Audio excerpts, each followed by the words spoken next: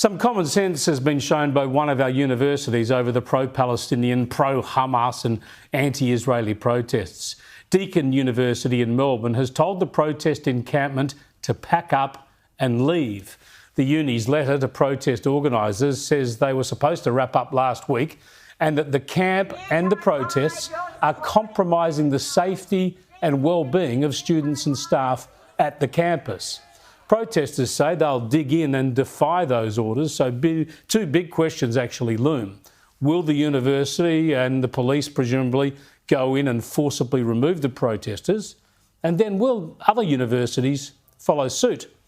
Most of the other universities are far too feeble to take any action, so all eyes will be on Deakin for now.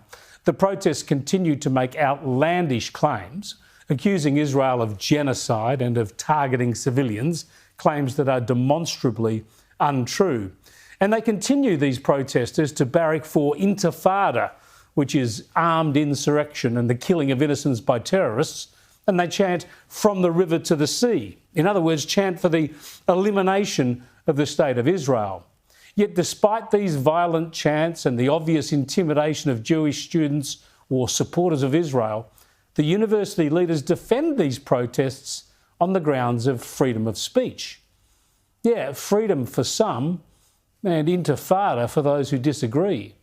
At Monash University, a group of Jewish students and supporters were holding a peaceful ceremony to commemorate the victims of terrorism, the innocent people killed by Hamas on October the 7th. And they were deliberately targeted by pro-Palestinian protesters. Imagine that, targeting a commemoration of innocent terrorism victims. Still, some of these protesters actually say they support Hamas, openly support Hamas. So I guess we shouldn't expect decency.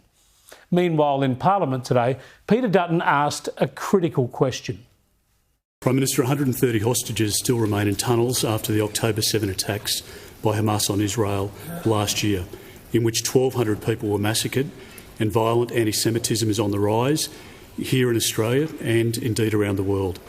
Why did the Prime Minister make a captain's call to back Palestine's bid for full United Nations membership, breaching faith with our Jewish community and decades of bipartisanship and putting us at odds with allies including the United States, the United Kingdom and Canada? Now, just on this war and the facts, I've said before that we have to be very sceptical indeed about claims made when it comes to casualties in Gaza. They're bandied about by protesters and the media, but the only numbers coming out of Gaza are numbers that Hamas allows out of Gaza.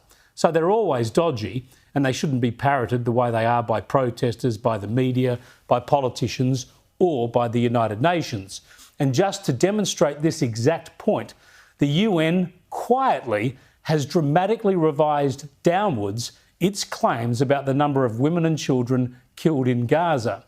Just a week ago, they were claiming that more than 9,500 women had been killed and more than 14,500 children. 2 days later, they reduced those numbers to less than 5,000 women and less than 8,000 children.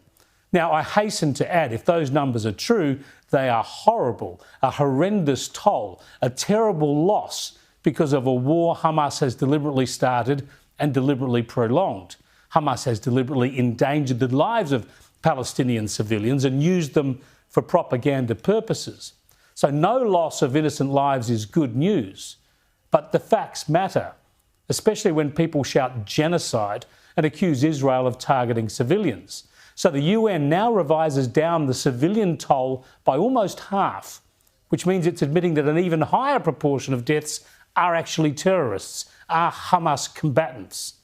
And remember, if the UN can suddenly drop the estimate of innocent lives lost by almost half, then even those latest figures might not be accurate. The bottom line is that the war must end. The deaths of innocents must come to an end. And for that to happen, Hamas must hand over the remaining hostages and surrender its terrorists. The sooner, the better.